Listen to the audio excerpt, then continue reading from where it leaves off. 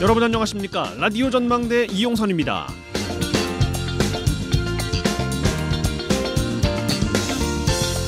이 정부가 이런 사람들만 모은 걸까요? 아니면 우리가 모르고 있었지 이런 사람이 정말 많은 걸까요?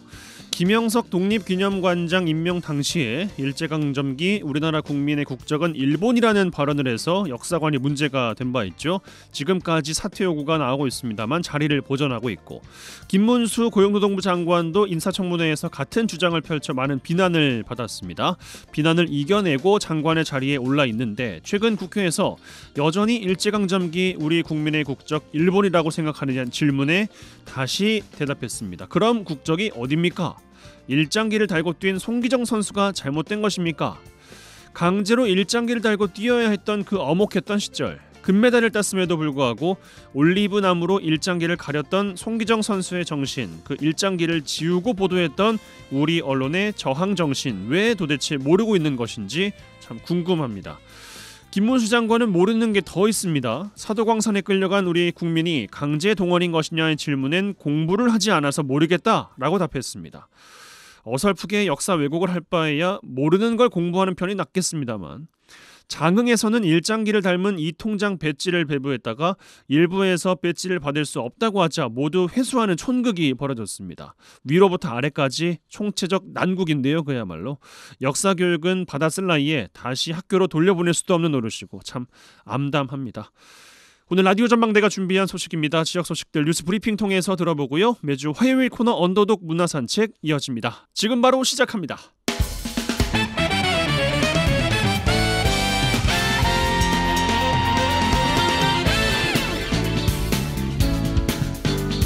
네, 9월 3일 화요일입니다. 라디오 전망대 시작합니다. 먼저 우리 지역 뉴스 정리해보죠. 뉴스 브리핑 빅터뉴스의 장봉현 기자와 함께합니다. 전화 연결돼 있어요. 안녕하십니까? 네, 안녕하세요. 장봉현입니다. 네, 순천에서 시작합니다. 순천시 의회 의대 유치는 물론이고 폐기물 처리 시설 건립 등 주요 현안을 둘러싸고 아주 시끄럽습니다. 네, 그렇습니다. 순천 쓰레기 소각장 행정사무조사 특위 구성을 둘러싸고 민주당 김문수 의원과 순천시의회 지역구 의원들, 또 시의회 내 다른 지역구 의원들의 갈등이 심화하고 있습니다. 앞서 지난달 30일 순천시의회는 차세대 공공자원화시설 행정사무조사 요구건의 본회의 상정을 보류를 했었는데요. 서설란 의원을 비롯한 14명의 의원이 공공자원화시설 관련 행정사무조사 요구건, 즉 특위 구성을 시도를 했지만 강형구 의장은 지방자치법 위반 요소가 있다 그러면서 본회의 안건으로 상정하지 않아 결국 무산된 겁니다. 이는 현재 수사나 재판 중인 사안에 대해 행정사무조사를 할 수 없다는 규정에 따라 법률 위반 사항에 해당된다는 것을 의미하고 있는 거고요. 안건을 낸 시의원들은 순천시의 폐기물 처리시설 입지 선정 과정에 일부 문제가 있다 그러면서 특위를 통한 행정사무감사 필요성을 주장을 하고 있습니다. 반면 순천시는 진행 중인 행정소송 등에 영향을 줄 수 있다면서 반대하는 그런 입장이죠. 문제는 김문수 국회의원이 던진 행정사무조사 요구안을 수기 과정이 없이 일방적으로 추진하다 반대 의원들과 첨예하게 맞서면서 정쟁에만 몰두하고 있다. 그런 비판 여론도 일고 있습니다. 예, 그 의대 공모 문제를 놓고도 지금 한 목소리를 내지 못하는 상태 아니겠습니까? 그렇죠. 김문수 의원 지역구 소속 의원들이 순천대 공모 참여를 촉구하고 나섰기 때문인데요. 문제는 순천시의회가 지난 7월 단독 유치에 힘을 모으자며 특별위원회까지 만들고 여성 의원인 서설란 의원과 또 김진난 전남도의원이 삭발까지 한 그런 상황에서 김문수 국회의원의 공모 참여 발언 이후 이런 움직임이 나왔다는 점입니다. 이 때문에 정치적 이해관계가 의회 활동에 영향을 미치는 것이 아니냐 그런 우려의 목소리들이 나오고 있는 거고요. 무엇보다 내후년 지방선거 공천권을 진 국회의원의 눈치를 보는 것 아니냐는 그런 분석이 나오고 있습니다.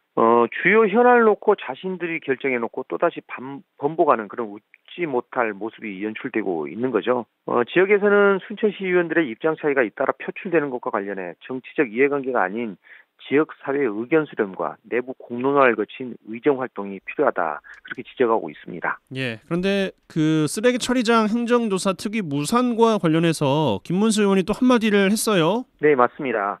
김문수 의원은 최근 SNS를 통해 시민편에서 행정조사권을 부여받은 의원들이 쓰레기 처리장 행정조사 특위 구성 권한도 제대로 행사하지 못한다면 무엇 때문에 의원을 하느냐고 반문을 했습니다. 김 의원은 일부 자치단체장과 공무원들은 온갖 어려운 법령과 이유를 들어 지역구 예산을 볼모로 기초의원들의 행정사무조사는커녕 시정에 반하는 의정활동을 못하게 가로막아 결국 자치단체장의 하수인으로 전락시키고 있는 것이라고 주장을 했는데요. 또 의심스러운 지역 예산을 따내려 시장이나 공무원들과 음흉한 거래를 하는 경우도 있다고 비판하기도 했습니다. 그렇습니다. 이에 대해서 순천시 공무원 노조 사과를 또 촉구했습니다. 전국 공무원 노동조합 순천시 지부는 오늘 성명을 내고 김문수 의원은 비상식적인 모독 발언에 대해 순천시 공직자에게 공개 사과하라고 촉구를 했습니다. 노조는 공직자들은 적법한 절차를 거쳐 업무를 추진하고 있음에도 시장과 짜고 음흉한 거래를 통해 각종 지역 예산 등을 배정하고 있는 것으로 매도해버렸다.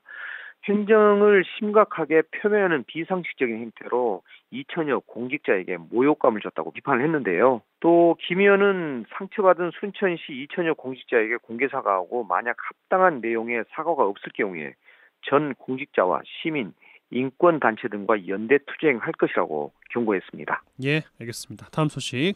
여순 11구 사건의 본질을 규명할 여순 사건 진상보고서 작성 기획단 극우 인사로 구성됐다는 논란이 이어지고 있는데 이번에는 전남도의 지원 대책이 보여주기식으로 운영된다라는 지적이에요. 네, 맞습니다. 여순 1019 번국민연대를 비롯한 전남 동부지역 시민단체로 구성된 여순 사건 외국 비상대책위원회는 최근 민주당 여순 특위위원들과 간담회를 갖고 여순 특별법 개정을 촉구를 했습니다. 이들은 진상보고서 작성 기획단의 편파 구성과 신속한 실무 인력 보강, 2년 6개월 동안 9% 선에 머문 희생자, 또 유적 결정의 원인 규명과 대책 강구 등을 요구를 하고 있는데요. 이런 가운데 전남도 여순 사건 실무지원단이 희생자 유족 신고자에게 정보를 제공하기 위해 2억 원을 들여 운영하는 여수 순천 1019 사건 희생자 유족 지원 시스템이 엉터리로 만들어졌다, 그런 지적이 나왔는데요. 정작 희생자 유족들이 이용할 수 없다는 불만의 목소리가 터져 나오고 있는 겁니다. 어떤 내용인지 조금 더 자세하게 전해주실까요? 관련된 내용. 네, 유족총연합은 여순 사건 지원 시스템 희생자 유족들의 숱한 문제 제기에도 개선되지 않은 채 전남도의 홍보성 보도자료용으로만 활용되고 있다고 주장을 했는데요. 여순 사건 시스템 또 여순 사건 지원 시스템이라는 특정 키워드만 검색 가능해서 접근성이 떨어지고 이 또한 일부 포털에서는 검색조차 되지 않아서 고령의 유족들은 실질적으로 이용할 수 없는 상황이라는 겁니다. 또 고령의 희생자 유족들이 궁금한 일을 담당 공무원들에게 문의를 해도 무작정 기다리라는 말만 되풀이하고 있다고 호소를 했고요. 나이 드신 분들이 마음 편히 여러 가지 여순 사건 관련 일들을 상담할 수 있는 여순 사건 희생자 유족 전문 상담센터가 절실하다고 요구를 하고 있습니다. 또 최근에 정부가 순천 지역 유족들에게 통보한 6건의 기각 결정에 대해서도 문제를 제기를 했습니다. 기각 통보를 받은 신고자들은 70에서 80대 고령자들이라고 합니다. 그런데 문제는 적극적인 대처에 부족한 부분이 많다고 하거든요. 개인정보보호법을 이유로 유족 외에는 아무에게도 가르쳐주지 않다 보니까 이 신청 기간을 놓치는 일도 빈번하다는 게 이들의 지적입니다. 그래서 전남도가 유족총연합회 등 유족단체들에게 동시에 통보를 해줄 수 있는 그런 적극적인 행정이 필요하다고 요구를 했습니다. 예, 알겠습니다. 마지막 소식. 도립병원인 순천의료원의 올해 병상 가동률 60%에 그치는 걸로 나타났습니다. 네, 그렇습니다. 오늘 기준 순천의료원 병상 가동률은 66.3%입니다. 병상 가동률은 전체 병상 중 환자가 입원 등으로 차지하고 있는 병상 비율로 해당 의료기관의 재정을 가늠하는 데 중요한 지표로 꼽히거든요. 그리고 지난해 12월 31일 기준 순천의료원 병상 가동률을 보니까 57.4%였더라고요. 병상 가동률이 50% 안팎에 머무면서 지난해 단기 순이익은 마이너스를 기록을 했습니다. 18억 2,500만 원 적자를 기록했는데 올해도 적자가 마찬가지로 예상이 된다는 겁니다. 코로나19 전에는 지방의료원 병상 가동률이 70%를 상회했었습니다. 그런데 코로나 이후 병상 가동률이 떨어지다가 올해 조금씩 회복세를 보이고 있는 그런 추세입니다. 네, 알겠습니다. 뉴스 브리핑 빅터뉴스의 장봉현 기자와 함께했어요. 고맙습니다. 네, 수고하셨습니다.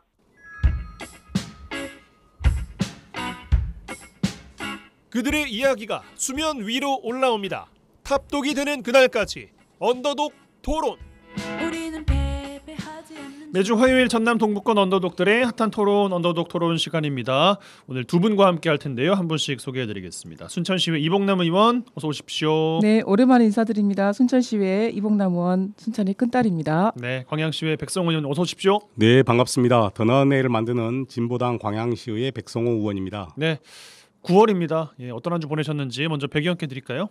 네, 지난주에 한번 말씀을 지지난주죠. 네. 우리 방송할 때 얘기했던 전라남도에서 전세 사기 피해자 관련해서 생활 안정 자금을 네, 지급한다는 이야기를 드렸었는데 그때 가이드라인에서 실제 뭐 제외 대상이 좀 많았지 않습니까? 맞아요. 그런데 가이드라인을 좀 변경해갖고 내려보냈습니다. 그 전세 사기 피해자로 확정된 분들 긴급복지 지원법에 의해서 지원받았던 대상도 지원을 받을 수 있게 가이드라인을 변경해서 아마 최소한의 도움은 좀 되지 않을까 이렇게 생각이 듭니다. 네. 또 불행한 것은 그 전라남도에서 지원하는 이사비 지원했던 분들 제외한다 그랬었는데 그것은 그대로 제외하는 걸로 그렇게 발표가 되었습니다.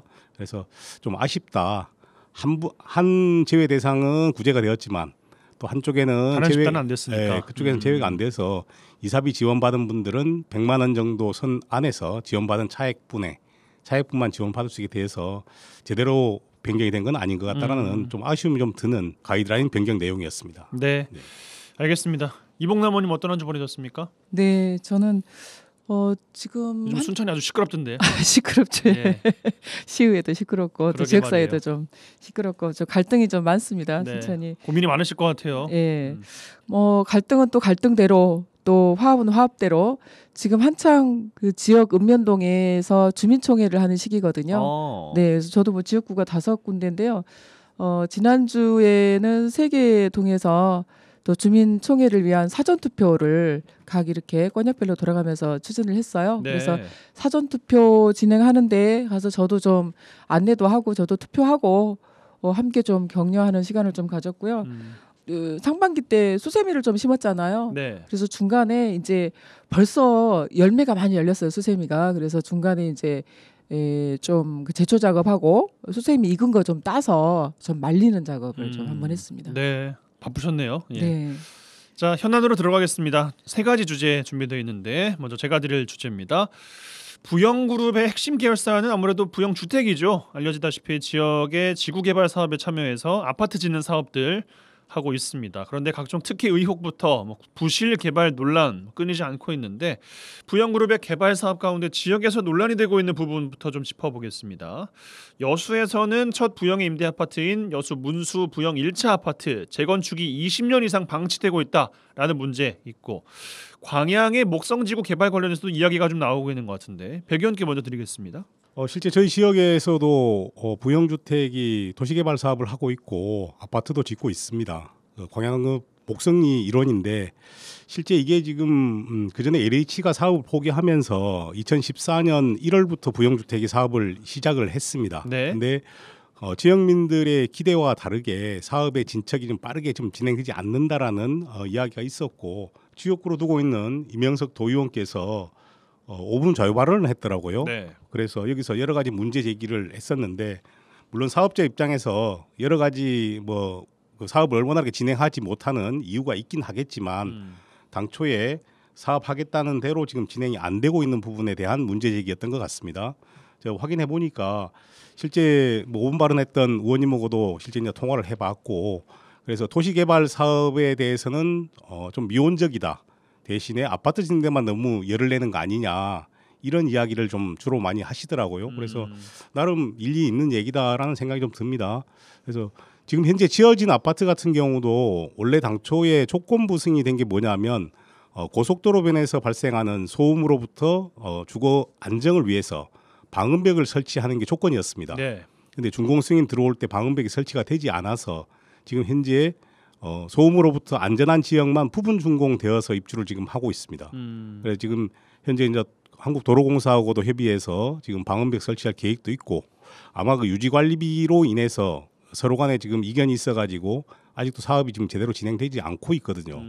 물론 임대 사업을 함으로 해가지고 주택을 공급해주는 순기능도 있긴 하겠지만 지역에서 원하는 만큼의 사업 진도를 하지 않고 있어서 지탄의 대상이 되기도 합니다. 네. 부영주택이 여러 가지로 뭐 회장님께서 뭐 사회공헌 활동도 많이 하고 해서 이번에 대한노인회 회장 되셨더라고요. 그러던가요? 네, 네. 예. 그래서 여러 가지로 뭐 좋은 소식도 많이 들리는데 기부도 뭐 많이 하신다고 그러고. 실제로 임대 사업을 하면서 제대로 된 좀 임대 사업을 했으면 좋겠다라는 생각이 좀 듭니다.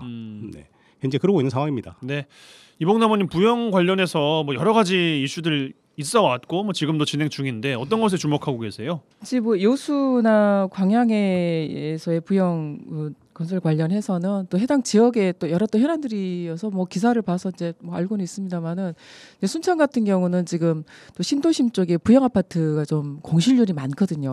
예. 근데 지금 이제 해당 저도 지역구원님께 여쭤보니까 공실률이 좀 줄어들었다라고는 하는데 그 동안에 순천에서도 부영 아파트의 공실률이 많아서 공실률에 대한 문제 그리고 또 임대료 그 임대 아파트로서 사실 지속적으로 그 임대료를 좀 높이고 있었잖아요. 맞아요. 그래서 여기 또 거주하는 주민들께서도 이 부분에 대한 또 문제 제기들도 여러 차례 좀 했었고 그랬었는데 어쨌든 이제 순천에서도 이 부영 아파트의 공실률이 좀 많아지다 보니까 여기를 뭐 청년 주택이라든지 또 신혼부부 주택으로 좀 전환해서 여기를 한번 좀 활용해 볼까도 하고 몇 번 제안도 하고 이제 이런 적이 좀 있는데 사실은 이제 그렇게 될 경우에는 또 일정 정도 어떤 그 서민층이라든지 이 부분에 대해서 감안을 좀 해줘야 되는데 액면 그대로 좀 받으려고 했다라고 하는 이런 부분들도 좀 있어서 어떻게 보면 이제 부영건설이 그 동안에 특히 이제 우리 또 전라도 지역에서도 많이 이렇게 개발 또 사업을 하면서 또 이득을 또 얻었고 이걸 통해서 해야 될 부분이 또 사회 공헌이라든지 사회 또 환원하는 부분도 좀 필요할 텐데 이와 관련해서 좀 많이 좀 부족한 거 아닌가 이런 생각을 좀 이참에 해봤습니다. 네, 백연님 그 이봉남원님 말씀 주신 것처럼 그 집이라는 것의 중요성은 뭐 더 말할 이유도 없을 정도로 아주 중요한 것일 텐데 기업 이상의 또 부영은 우리 지역 사회에서 아파트들을 또 건설했고 그로 인한 이윤을 또 가졌습니다. 근데 참 그 지역 사회 파트너로서는 참 이 대화가 잘 안 되는 그런 경향을 보이잖아요. 뭐가 문제라고 생각하십니까? 지금 현재 결정 권한이 1인 체제에 있어서 이런 문제가 발생하는 거 아닌가 싶은 생각이 좀 드는데 실예로 예전에 저희들이 공동주택 주거 환경 개선 사업이라는 걸 하고 있습니다. 네. 매년 예산을 편성해서 아파트 단지에서 요구하는 걸 하고 있는데 그게 자부담률이 좀 있습니다. 근데 지금 현재 이제 자부담률이 없어지긴 했습니다만은 부영주택과 관련해서도 실제 저희들이 시민들의 안전을 위해서 CCTV를 설치하는 이런 사업을 해보려고 했으나 이 자부담에 대한 결정 권한을 동부 지역본부에서 가지고 있지 않아가지고 이 사업을 하는데 굉장히 애로사항을 많이 그렇더라고요. 애로사항을 많이 겪었습니다. 네. 그래서 아마 이 최소한 현장에서 아니면 지역 본부에서 이렇게 결정할 수 있는 어느 정도의 권한이 있어야 되는데 아마 그 권한 자체가 지금 1인 체제로 되어 있어서 아마 이런 문제들이 지금 계속 발생하고 있지 않나 이런 생각도 좀 듭니다. 예. 이봉남원이 그 부영 이중훈 회장님은 막 순천 고향 사람들한테 돈도 주고 막 그랬잖아요. 그게 이슈가 되기도 하고 뭐 네. 전국에 뭐 특히 이제 수도권에 있는 분들한테는 와 대단하네 부영 이랬는데 지역민들의 반응 민심과는 상당히 좀 괴리가 있는 그런 부분인 것 같은데 부영에게 촉구하고 싶은 바가 있다면 어떤 걸 말씀 주고 싶으세요? 사실은 저도 집안입니다. 그래요? 전주이신데요. 가깝진 않으시고요. 네, 가깝진 않습니다. 네네네. 괜한 질문을 드려나 또 싶어가지고. 예.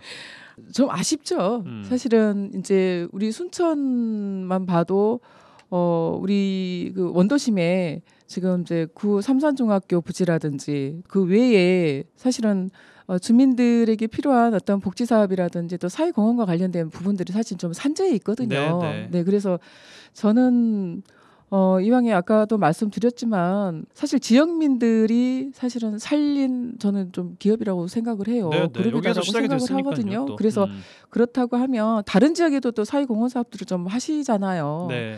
그래서 가능하면이 아니라 저는 기업이 의무적으로 어떤 그 발생한 이익의 일정 부분들은 사회 공헌으로 저는 사업을 좀 해야 된다라고 생각하고 특히 이제 지역이지 않습니까? 또 고향이고 그래서 지역에서 필요한 어떤 그런 복지 사업이라든지 또 시설 관련해서도 좀 사회공헌 사업을 좀 해주셨으면 좋겠다. 네, 저는 이제 사회공헌 사업도 좋긴 하지만 네. 그것도 물론 당연히 해야 되죠.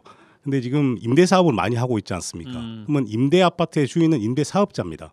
실예로 저희 광양시 같은 경우는 25년 이상 경과된 공동주택에 대해서 옥내 노후 배수관에 대한 세척 사업을 하는데 네네. 실제 임대 사업자가 부담해야 되는데 지금 현재 이게 임대 사업자 부담하지 않아서 시가 현재 이 사업을 못 합니다. 자부담률이 좀 있거든요. 네. 그래서 이런 부분에 대해서 본인들도 임대 사업자이기 때문에 임대 물건에 대해서 이런 사업들을 좀 진행해 주셔야 된다. 근데 여러 번 요구했지만 지금 현재 세대가 원할 경우에 우리가 승인은 해줄게, 허락은 해줄게. 대신에 자부담은 여러분들이 내세요. 지금 이렇게 하고 있거든요. 그래서 사회공헌 활동도 해야 되겠지만 실제 임대 아파트 사는 사람들의 주거 환경을 좀 개선하기 위한 노력도 반드시 필요한 거 아니냐 이렇게 생각이 듭니다. 알겠습니다. 제가 드린 주제 이 정도로 마무리하죠. 마무리하고 잠시 전하는 말씀 광고 듣고 와서 두 분의 주제로 돌아오겠습니다. MBC 라디오 여수 MBC 라디오 전망대에 함께하고 계십니다. 매주 화요일 코너 언더독 순천시회 이봉남 의원, 광양시회 백성호 의원 두 분과 함께하고 있어요. 자, 두 분의 주제로 들어가겠습니다. 순천으로 먼저 갈까요? 이봉남 의원님 주제 주시죠. 예. 최근에 이제 순천시 노인요양시설연합회에서 지금 순천시가 짓고 있는 북부 노인복지타운 건립을 반대를 하고 있습니다. 한 네네. 7월부터 지금 반대를 강하게 좀 하고 있는데요. 이유는 장기요양기관들의 생존권을 좀 위협하는 사업이다.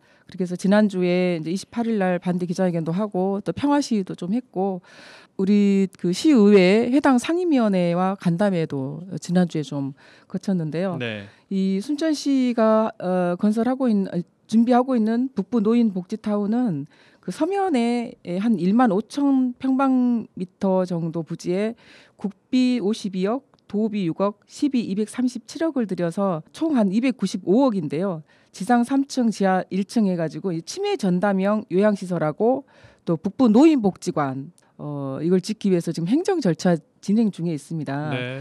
22년부터 해서 현재 거의 이제 부지가 좀 매입이 좀 됐고요.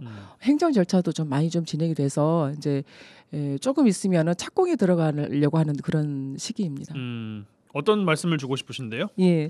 그래서 우리 이제 노인 요양 시설 연합회에서는 현재 이제 민간 요양원 27개와 공동 생활 가정 7개에서 총 34개소가 순천에 있는데 네. 여기에 지금 공실률이 한 15%가 된다. 공실률이 15%. 네, 전체. 그래서 순천시가 이 북부 노인복지타운에 치매 요양 시설을 하게 될 경우에 얼마까지 오른답니까? 네, 이제 그 현재 어렵사리 운영하고 있는 민간 요양 시설들이 어려울 수 있다. 굉장히 운영이 어려울 수 있다. 그래서 순천시에서 계획하고 있는 요양원이 한 92명 정도를 수용할 계획으로 있는데 아까 말씀드렸던 대로 민간 요양원들은 공공기관에서 이걸 운영하게 되면 분명히 존폐기로에 좀 설 것이다라고 하는 이제 생존권이 좀 위태하다라고 해서 지금 거리에 나선 것이고요. 왜냐하면 좀 더 저렴할 것이고 그리고 그렇죠. 더 새로 시설도 지은 거니까 좋고. 쾌적할 것이고 네. 많이 그리고 이동할 이제 것이다. 예, 요양보호사들도 좋은 곳으로 좀 이동을 할 것이다. 그렇겠어요. 그래서 그리고 이제 요양보호사도 확보하는데 어려움이 있을 것이다라고 네. 해서 이제 반대를 지금 하고 있고 특히 이제 이 과정에서 해당 당사자들인 이 시설과 또 요양보호사들과의 어떤 사전에 충분한 소통이 없이 이 시가 미실에서 좀 추진하는 거 아니었냐 이렇게 지금 문제 제기를 좀 하고 있습니다. 그래서 네. 세 가지 정도를 지금 제안을 했는데 단기 보호 시설을 좀 확충을 해줬으면 좋겠다라고 하는 거고요. 두 번째는 노인 요양기관 총량제를 좀 순천에서 해달라. 총량제. 예. 그리고 장기 요양 보호 시설이나 요양보호사 처우 개선을 해달라. 크게 이렇게 세 가지 정도를 이번에 이제 이 북부 노인타운 건립과 관련해서 반대하면서 세 가지 정도를 좀 제안을 좀 하고 있습니다. 네. 그럼 공감이 돼서 이 주제를 가지고 오신 거예요? 그분들의 말씀에 공감이 되셔서? 일정 부분은 이제 공감이 좀 되는데 사실은 이 사업이 1, 2년 전에 이제 추진됐던 사업은 아니고요. 지금 전 시장님 때에 국비를 확보해서 이 사업을 추진하려고 했었다가 처음에 선정된 그 장소에서 지금 현재 서면으로 위치가 변경이 되는 사업이거든요. 그래서 내용적으로 보면 한 2, 3년 정도 추진이 좀 됐었던 사업입니다. 그래서 저는 좀 다소 아쉬운 부분들이 물론 행정에서 이 사업을 추진하면서 먼저 순천시의 장기요양과 관련된 현황 그리고 당사자들의 목소리라든지 이런 것들을 좀 들으면서 했으면 좋았겠다라는 1차적인 이제 좀 문제제기가 좀 있고 두 번째는 그럼에도 불구하고 지역사회가 사실 그렇게 넓지는 않거든요. 좁잖아요. 그런데 그동안에 이 사안들이 사실은 몇 차례 또 기사화가 좀 됐었거든요. 근데 좀 이제 착공이 들어가려고 하는 시점에 또 문제제기가 좀 강하게 들어왔기 때문에 이 부분에 있어서 어떻게 좀 접점을 찾아야 될까라고 하는 부분이 상당히 좀 고민이 좀 되는 부분입니다. 네, 백 의원님 뭐 배경 충분히 설명 들으셨고 네. 고민이 되신다고 하는데 어떤 말씀 주고 싶으세요? 실제 모든 것은 수요와 공급이 맞아야 되거든요. 예를 들어서 노인 장기 요양 시설을 이용할 대상자들이 얼마나 되고 현황은 어떻게 되는지 만약에 행정에서 이렇게 나서 가지고 복지타운을 건립하게 되면 기존에 있는 이용자들이 그쪽으로 빠져나갈 것은 불을 보듯 뻔하지 않습니까? 그러게요. 그러다 보면은 아무래도 지금 현재 운영이 이제 15% 정도의 아까 공실률이라고 하셨나요? 그랬는데 그 공실률이 이제 더 커지게 되면 운영 적자를 이거는 감내해야 되는 부분이 생기기 때문에 실제 문을 닫을 수도 있는 상황이 이제 초래하게 됩니다. 그래서 가급적이면 저는 이제 민간 영역에서 하는 것은 공공 영역에서 하지 않아야 된다는 주의인데 만약에 사업성이 없어서 민간 영역에서 못 하는 거 이런 건 당연히 공공 영역에서 해야 되겠죠. 빈틈을 메워주는 것. 네, 당연히 그건 해야 되는데 지금 이렇게 현재 민간 영역에서 하고 있는 부분을 이제 침범한 거거든요. 어떻게 보면. 근데 그렇다고 해서 그러면 이걸 노인복지타운을 그럼 또 안 해야 되냐? 그것도 또 아니지 않습니까? 좀 더 시설 좋고 또 저렴한 이런 걸 공급해야 될 의무도 있지만 민간 영역을 침범해서 이렇게 어려움을 가중시키는 것도 안 되는 거다. 그렇다고 보면 아까 이봉남 의원님 말씀하신 것처럼 사전에 이런 계획을 수립할 때는 이용자가 얼마 정도 되며 시설은 어떻게 지금 공급되고 있는지 우리가 이걸 해도 되는 건지 아니면 기존의 시설을 매입해 가지고 예를 들어 운영할 수 있는 방법도 있지 않겠습니까? 공급을 더 늘리지 않는 상태에서 할 수 있는 부분도 있는 거죠. 그래서 다양한 고민이 있었어야 되는데 그런 부분이 없었다는 게 좀 아쉬움이 있다 이렇게 말씀드리고 싶습니다. 네, 이봉남 1분 드리고 넘어가겠습니다. 이제 그 시에서는 지금 이제 순천시 노인 인구가 사실 폭발적으로 좀 증가를 좀 하고 있잖아요. 그리고 현재 있는 시설로서는 좀 감당하기가 좀 힘들다. 그래서 이 시설을 공립형으로 추진을 지금 하게 됐다라는 이제 설명을 또 있었고 실제 이제 그 장기요양 등급 그 1급에서 5급까지 시설 등급 판정자가 순천에 한 2,588명 정도 됩니다. 그런데 이제 지금 순천에 있는 여 시설에서 입소하고 있는 정원이 한 1,228명 정도 되거든요. 그러니까 한 절반 정도 이렇게 지금 입소하신 분들이 절반 정도 되는데 이 그런 측면에서 봤을 때 이제 시에서는 지금보다 더 많은 이제 시설이 좀 필요하다라고 이제 판단했기 때문에 했다라고 하는 이제 설명이 좀 있었습니다. 네. 그런데 이제 제가 아까도 이제 말씀드렸지만 일정 정도 이제 공립형도 사실 이제 필요합니다만은 이런 과정에 있어서 지역 사회가 장기 요양 보호 시설이라든지 요양 보호사의 처우 개선이라든지 이런 부분들을 어떻게 잡고 갈 것이냐라고 하는 어떤 계획과 또 소통과 이걸 갖고 갔으면은 지금처럼 이런 현상은 좀 나타나지 않았을 것이다라는 좀 생각이 들고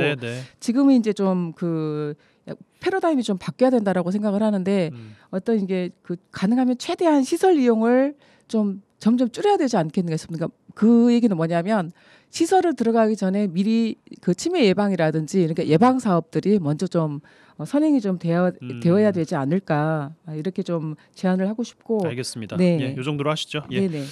자, 백 의원님 광양 주제 꺼내 주시죠. 네, 아마 그 지역을 다니시다 보면은 그 행정에서 내건 현수막들 많이 보실 겁니다. 어떤 공모 사업을 신청해서 선정이 되었다. 국비 땄다. 예, 얼마 정도의 국비 국비를 땄다. 이런 현수막들 많이 보실 건데 그런 사업들이 정말 지역에서 필요한 사업이냐, 그리고 저것이 향후에 얼마 정도의 운영비나 유지 관리비가 들어갈 것이냐, 이거에 대해서는 잘 이야기를 하지 않습니다. 네. 의회에서도 특히나 국비나 도비가 포함되어 있는 공모사업 선정된 것과 관련해서는 예산을 심사하는 과정에서 거의 대부분은 승인을 해주는 경우가 많습니다. 그런데 문제는 뭐냐면 이것이 좀 지나고 나서 보면은 정말로 이것이 우리 지역에서 필요한 사업이었나, 아니면 향후에 이게 물먹는 하마처럼 계속해서 유지 관리비가 들어가는 거 아닌가. 이거에 대해서 굉장히 좀 문제가 되는 사업들이 많습니다. 보통은 뭐 엎어지거나 아니면 나중에 해봤는데 완전히 적자다 이러면 이제 문제가 또 되는 그렇죠. 것이죠. 그렇게 뒤에 되면은 문제가 되게 되면은 이거에 대한 책임을 지는 사람은 아무도 없습니다. 실제로 뭐 지방자치단체 같은 경우는 재정이 열악하기 때문에 이 공모 사업에 의존할 수밖에 없는 게 사실이긴 합니다. 그렇다 손 치더라도 지역에서 반드시 필요한 사업들을 공모하는 이런 과정이 필요한데 국비 공모 사업이나 도비 공모 사업은 무조건 신청해 가지고 가져오는 경향이 많습니다. 그래서 좀 신중에 신중을 기했으면 좋겠다 싶은 생각이 들어서 오늘 주제로 좀 정해봤습니다. 예, 이런 반론도 있을 것 같아요. 아니 기왕 뭐든 해봐야 되는 게 지역이라고 하면 아니 뭐 우리 돈 100% 들여서 하는 것도 아니고 뭐 국도비 조금 받아가지고 좀 저렴하게 뭘 해볼 수 있다면 좋은 거 아닌가? 뭐 실패할지 안 할지는 해봐야 아는 거 아니에요? 라는 질문에는 어떤 답변 주시겠어요? 우리가 리스크가 얼마나 있냐 없냐를 판단을 해야 되는데 국도비가 없을 때 시비 자체적으로 만약에 하는 사업이라고 가정을 했을 때 이것을 할 것이냐 말 것이냐를 판단한다면 예를 들어서 이건 해야 되는 사업이다 하면은 국도비가 포함된 것도 해야 되겠죠. 근데 순수 100% 시비로 이 사업은 못할 것 같아 해서는 안 돼라는 것은 국도비 공모 사업을 하면 안 되겠죠. 그래서 저희들 같은 경우도 국도비 공모 사업 관련해서 공모하기 전에 의회 사전에 보고하는 제도를 만들었습니다. 지금 현재는 이렇게 보고를 하고 있는데 네. 저희들이 이 사업은 향후에 우리 후손들에게나 지금 당장 저희들에게 부담이 되는 사업 관련해서는 신청을 하지 마라 이렇게 하는 경우가 많이 있습니다. 뭐 꺼내셨으니까 이 무분별하게 국비 공모 사업에 응해서 안 된 경우들도 알고 계셔서 이야기를 꺼내신 거 아니겠어요? 예, 지금 어떤 사례가 현재 있을까요? 뭐 진행되는 것 중에 어제 같은 경우 저희 의회 수소도시 조성하겠다라고 네. 공모 사업을 했었고 실제로 341억 원으로 이 사업을 진행하려고 하는데 그 중에 하나가 약 19km에 해당하는 수소 배관을 설치하기 위해서 228억을 쓰겠다라고 해갖고 작년 말에 저희들한테 보고를 한 적이 있습니다. 그랬는데 수소를 공급해야 되는 주체와 어디에 사용할 것인지가 명확히 결정되지 않은 상황에서 배관을 먼저 깔아놓으면 되겠냐라고 해서 의회에서 제동을 걸었습니다. 네. 제동을 걸었는데 어제 전체 의원 간담회에서 이걸 이제 보고를 했는데 변경이 완전히 됐습니다. 네. 그래서 수소 배관은 아예 설치하지 않는 걸로 했고 그리고 공급은 원래 당초에 포스코 광양제철소 쪽에서 부생가스를 공급하겠다라고 했지만 그럴 계획이 없다라고 해서 전면 수정이 된 거죠. 그래서 이제는 폐플라스틱을 가지고 가스화해서 수소를 생산하는 걸로 변경을 했습니다. 그래서 전면 이렇게 완전히 바뀌어버렸거든요. 그래서 이런 거와 관련해서는 굉장히 신중해야 되는데 일단은 신청해놓고 선정되니까 해보겠다 했지만 의회에서 제동을 걸어서 그나마 이번에 이제 변경이 좀 된 겁니다. 네. 또 뭐 수소도시도 마찬가지지만 수산물 종합 유통센터 관련해서 얼마 전에 또 언론에서 보도가 났습니다. 이게 무용지물 아니냐. 그랬어요. 이런 내용들이 좀 있습니다 지금. 그래서 이거 애물단지 될 거다. 현재 입주해 있는데도 운영하기가 굉장히 어려움이 좀 있는 걸로 이야기가 들려오고 나머지 시설들에 대해서 입주자 모집 공고를 하고 있지만 현재 입주하겠다는 사람들이 나타나지 않고 있습니다. 그래서 이제 지역에서는 뭐 보통 보면 뭐 한 1,200억은 그냥 쉽게 들어가 버립니다. 그런데 이런 시설들을 해놓고 제대로 활용이 안 되기 때문에 이제 걱정들을 많이 하는 겁니다. 말씀 들으면서 또 청취자분들 중에서는 아니 그러면 그 사업들 국비 공모 사업들 의회에서 그동안 꼼꼼하게 검토 안 한 게 문제였구만. 하실 수도 있는 거 아니에요? 의회에서 책임이 없다 하기는 굉장히 어렵습니다. 근데 아까 말씀드렸지만 100% 시비 같으면은 정말로 이게 꼼꼼하게 심사를 하는데 그 국도비가 뭐 예를 들어서 기왕한 사업 국도비가 조금이라도 포함되어 있으면은 이 사업에 대해서 거의 뭐 승인해 주는 경우가 굉장히 많습니다. 그래서 국도비가 포함되어 있는 공모 사업이라 하더라도 정말로 지역에 꼭 필요한 거 그리고 향후에 우리한테 재정적 부담을 주지 않을 사업들 이런 사업들에 대해서 심도 있게 심사가 필요하다. 방금 말씀드린 것처럼 뭐 의회에서 책임이 전혀 없다고 보기는 어렵습니다. 왜냐하면 최종 결정권은 의회에 있거든요. 예. 의회에서 승인해줬기 때문에 이 사업을 한 겁니다. 그렇죠. 때로는 집행부에서 그런 말도 하죠. 의회에서 승인해줬지 않습니까? 그래서 한 겁니다. 이렇게도 이야기를 합니다. 실제로 저희들이 보니까 21년도 지방자치단체 재정 분석 자료에 따르면은 지자체의 자본시설 유지 관리비 비율이 전국 평균이 6.19%입니다. 근데 우리 시 같은 경우는 19.17%로 실제 한 3배 정도의 지금 유지 관리 비용이 지금 들어가고 있습니다. 그러네요. 그래서 굉장히 다음에 우리가 이게 재정적 부담이 될 신중하자. 것이다. 예. 생각이 듭니다. 이봉남 의원께 1분 드리고 마무리하겠습니다. 네. 뭐 우리 그 순천에도 국비 이 공모하기 전에 의회 이제 보고하고 의회 좀 의견을 듣게 하는 이제 조례가 좀 있어요. 근데 이제 그 의회에서도 그 사업을 하지 마라 하기가 참 애매합니다. 왜냐하면 이게 이제 공모 신청했을 때 다 비슷하겠죠. 예, 선정이 될지 안 될지 이제 유무를 판단하기 힘들기 때문에 또 두 번째는 아무래도 이제 선정되고 우리가 그 사업비를 받았을 때 이 아까 조금 전에 순천시의 그 주제도 국비 공모 사업이거든요.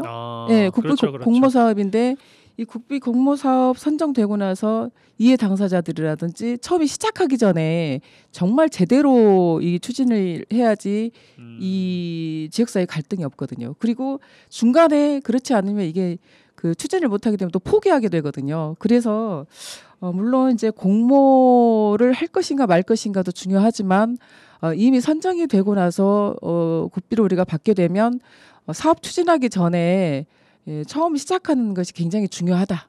그리고 두 번째는 이 포기하고 다시 반납하는 사례도 지금 각 지역별로 굉장히 많기 때문에 네. 이런 사례도 좀 발생하지 않게끔 하는 모두의 책임이 좀 의무가 필요하겠다 이렇게 생각합니다. 네, 알겠습니다. 이번 주 언더독 이 정도로 마무리하겠습니다. 순천시의 이봉남 의원, 광양시의 백성호 의원 두 분과 함께했어요. 두 분 고맙습니다. 감사합니다. 감사합니다.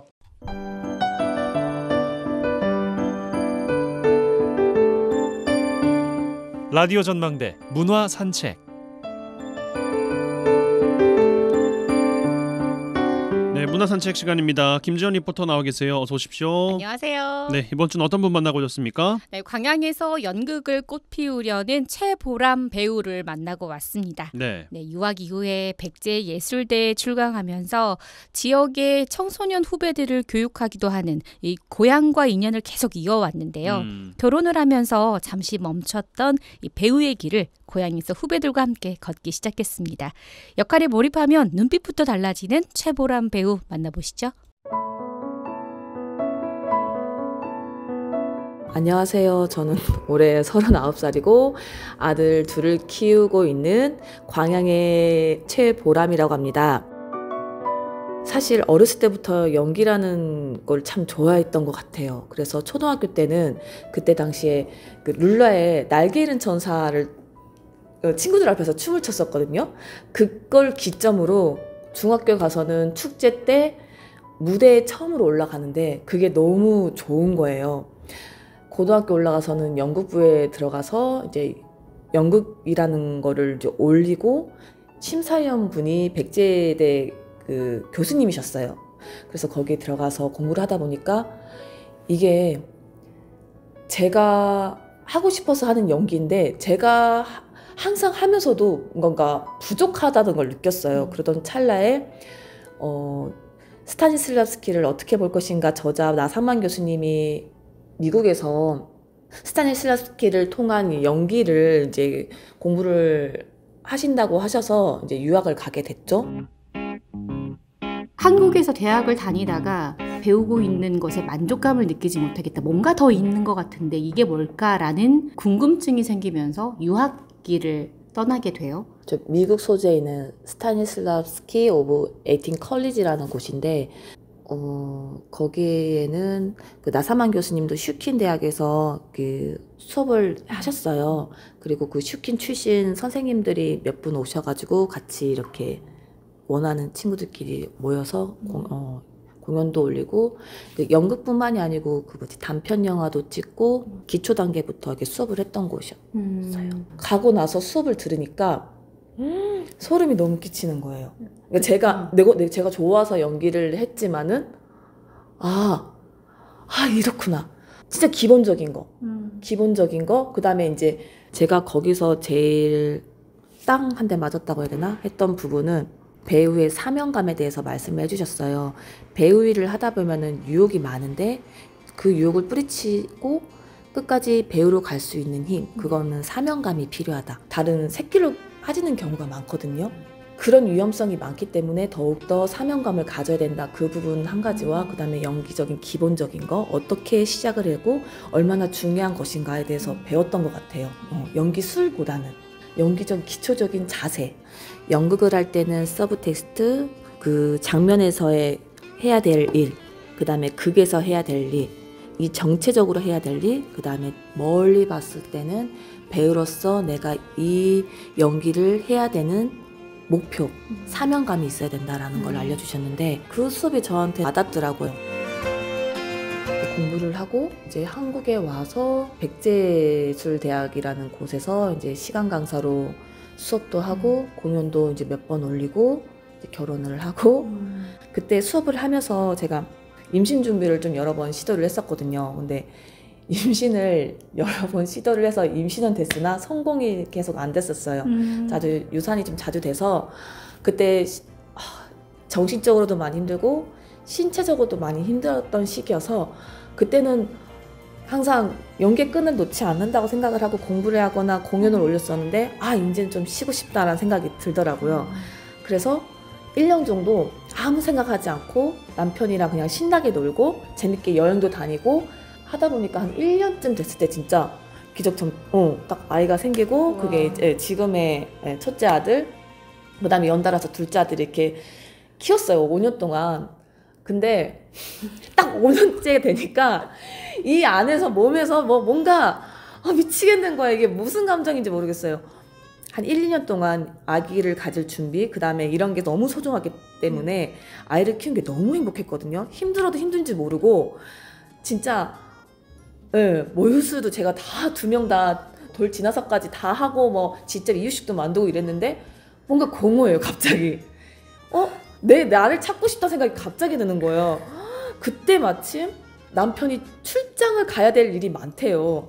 그리고 또 광양극단에서도 이런 일이 있는데 잠깐 좀 도와줄 수 있어? 라는 말을 하시길래 이때다 싶어가지고 그냥 보이는데 그냥 바로 계약할 수 있는 집으로 계약하고 그냥 내려와 버린 거거든요. 원래는 다른 지역에 경기도에 있는 경기도에 살다가 나는 다시 연기를 시작해야 되겠다. 그리고 고향으로 내려와 버린 거예요. 그냥 내려와 버렸어요. 남편이 맘 바뀌기 전에. 아이를 보살펴줄 엄마가 있다는 맞아요. 그게 가장 큰 메리트가 아니었을까. 맞아요. 친정 엄마도 계시고 그다음에 타 지역에 있을 때 제 성향상 좀 내향적이거든요. 누군가를 만나서 그것보다는 저는 10년, 20년 좀 지켜보고 그렇다 보니까 또 제 전공인 사람들하고 많이 가깝기 때문에 생각보다 더 좋더라고요.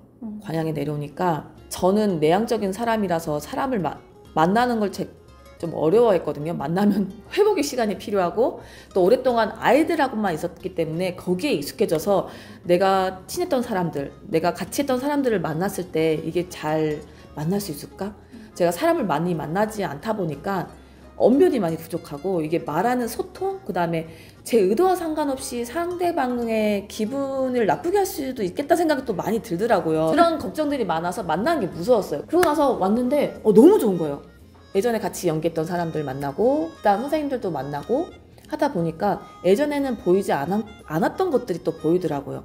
예를 들면 광양극단 선생님들은 거기에 대해서 생각한 적이 없는데 이제 제가 아이를 갖고 출산을 하고 낳고 이제 생활을 하다 보니까 이제 그 선생님들이 일을 하시고 가정을 이루시고 이제 자식도 있으신데도 불구하고 20-30년을 이렇게 극단 생활을 운영하신 거에 대해서도 참 또 대단하다 이런 생각도 들고 어찌됐든 간에 저희도 양성했던 게 또 광양극단 분들이시거든요.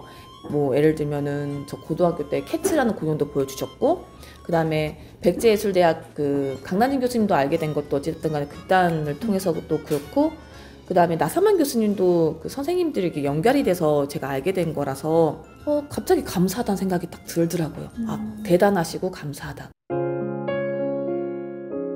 난 이 일을 계속 할 거고 하고 싶고 지금 생각으로는 그리고 선생님들한테도 이제는 내가 좀 도움을 드리고 싶다라는 생각도 요즘 들고 그 다음에 뭔가를 만들어서 광양에서도 인재들이 생각보다 아직 많이 있더라고요. 고등학교 때 제가 가르쳤던 학생이 제가 얼마 전에 음식점을 갔는데 아르바이트를 하는 경우도 있고 아이를 낳아서 출산을 해서 생계를 위해서 일을 하는 친구들도 있고 하더라고요. 이제 그런 친구들을 한 명씩 모아서 같이 공연을 하고 싶다는 생각이 또 들었어요.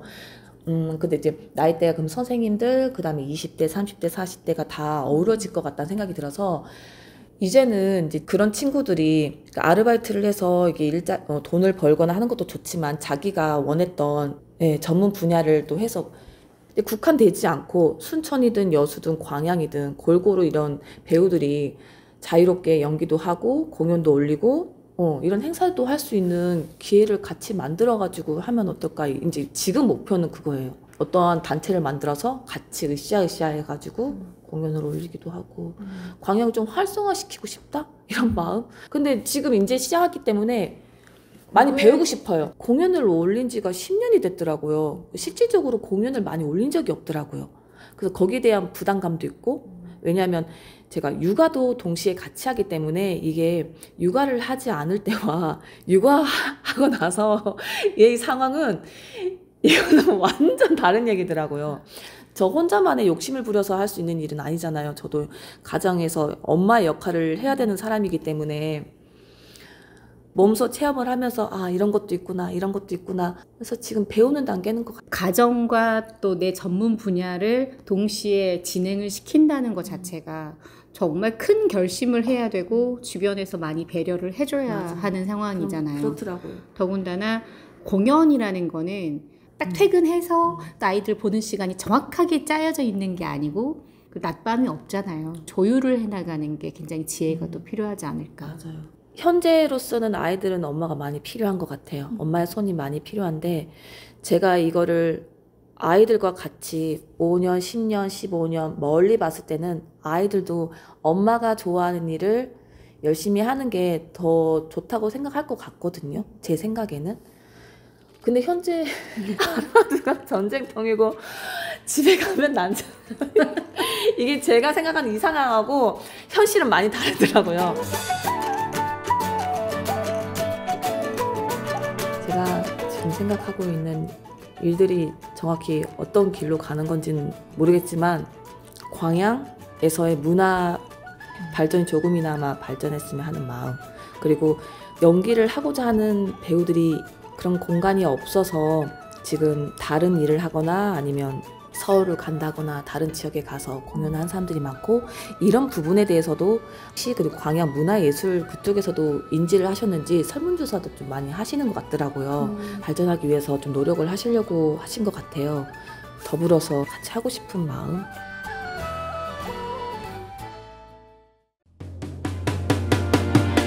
네, 화요일 라디오 전망대 마치겠습니다. 이용선이었습니다.